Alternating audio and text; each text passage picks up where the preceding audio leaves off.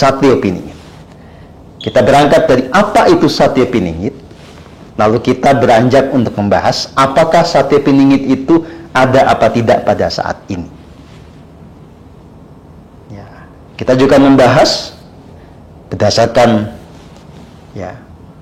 hasil kita merenungkan semuanya ini, kita bisa ngambil kesimpulan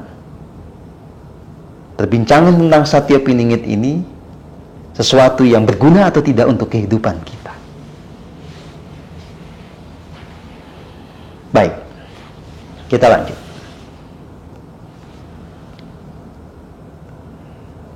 Kalau kita membahas terminologi ini, Satrio Piningit memang tidak bisa dilepaskan dari tradisi yang berkembang di Nusantara ini, baik yang bersifat tutur maupun bersifat tertulis. Kalau kita merujuk kepada teks yang biasa dijadikan sebagai acuan, terminologi Satrio Piningit ini seringkali dikaitkan dengan nujuman atau ramalan dari Prabu Jayabaya yang pernah memimpin negeri Kediri sekitar abad 11. Ada satu teks yang disebut sebagai Jangka Jayabaya.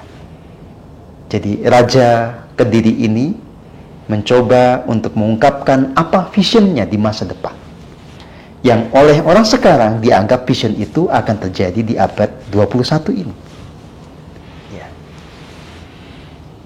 Nah, nujuman atau ramalan atau jangka dari sang Raja Kediri ini itu mengungkapkan bahwa ada satu momen kemunculan satu sosok yang punya jiwa kesatria,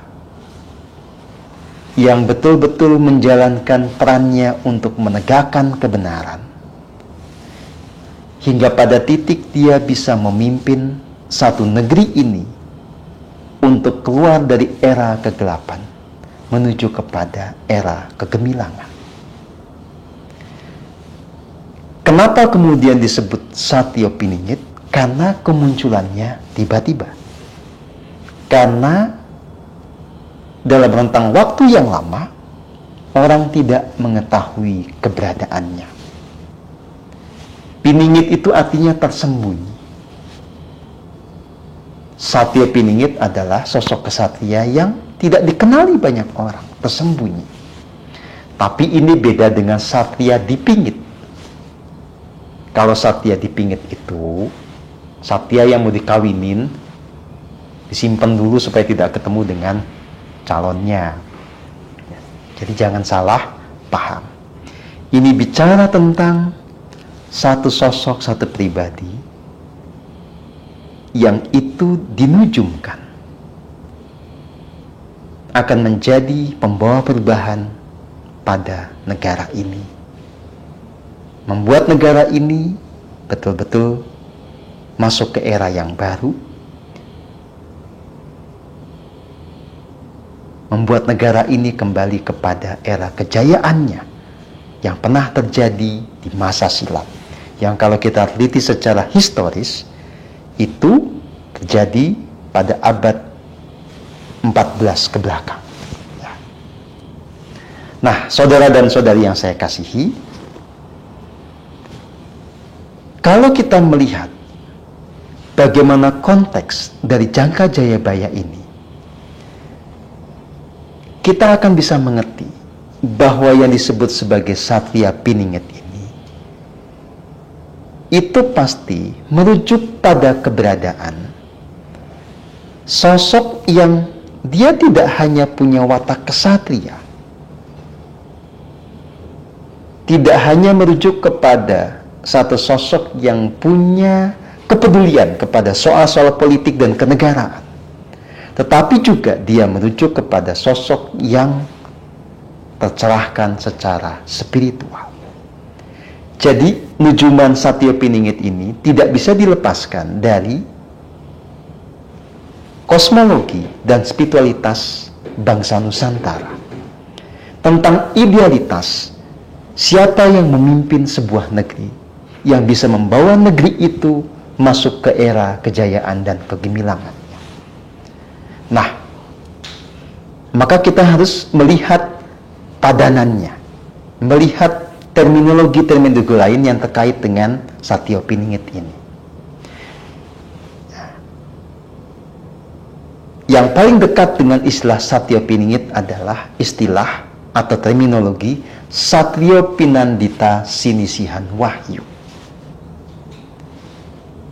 Satrio Pinandita Sinisihan Wahyu artinya seorang kesatria yang punya kepedulian sekaligus punya peran di dalam perubahan sosial politik, yang jiwanya itu berjiwa pandita, bijaksana, murni, penuh kasih, atau dalam bahasa sekarang mengalami pencerahan spiritual.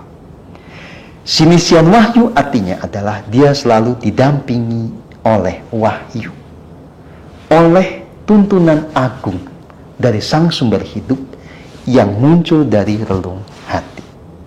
Jadi Satria Pinandita Sinisian Wahyu itu bicara tentang cara pandang bagaimana sebuah negara itu akan betul-betul bisa mengalami kejayaan kalau dia dipimpin oleh orang yang punya kesadaran murni, yang telah mencapai pencerahan spiritual karena dia selalu bisa membaca dan menangkap pesan-pesan ilahi atau tuntunan Tuhan yang muncul dari relung hati. Ya. Segala langkahnya, segala proses pengambilan keputusannya diambil mengikuti hikmat kebijaksanaan atau selaras selalu dengan kehendak Tuhan yang nyata. Nah, dalam sejarah bangsa Nusantara ada satu terminologi lain yang sering dikaitkan dengan istilah Satyo Piningit, namanya adalah Ratu Adil.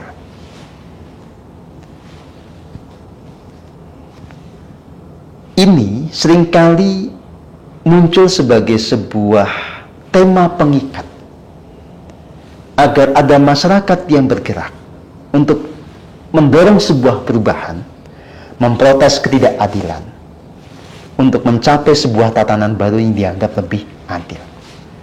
Pemimpin yang menggerakkan mereka ini seringkali dilabeli sebagai Ratu Adil. Nah, dalam sejarah kita seringkali istilah ini juga dipakai agak serampangan. Sehingga siapapun yang kemudian itu bisa memimpin sekelompok orang, itu secara cukup mudah dilabeli sebagai Ratu Adil. Bahkan kalau dalam sejarah yang umum, tokoh seperti Westerling pun itu diungkap, dinyatakan sebagai Ratu Adil.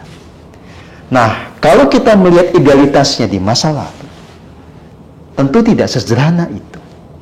Ratu Adil ini bicara tentang keberadaan sosok pemimpin yang bisa menjamin keadilan, karena setiap pengambilan keputusannya, setiap langkahnya selaras dengan tuntunan dari Yang Maha Agung, selaras dengan hukum-hukum kosmik yang berlaku secara adil dan presisi.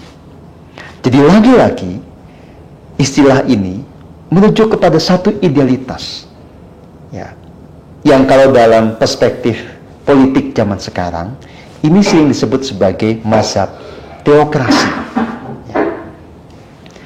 Jadi pemimpin itu dianggap sebagai representasi dari Tuhan.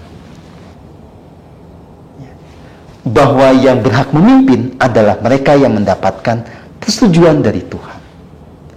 Bahwa yang berhak untuk menjadi orang nomor satu di sebuah negara adalah orang yang paling tercerahkan, orang yang betul-betul akan mengambil keputusan yang betul-betul melangkah berdasarkan tuntunan dari Tuhan.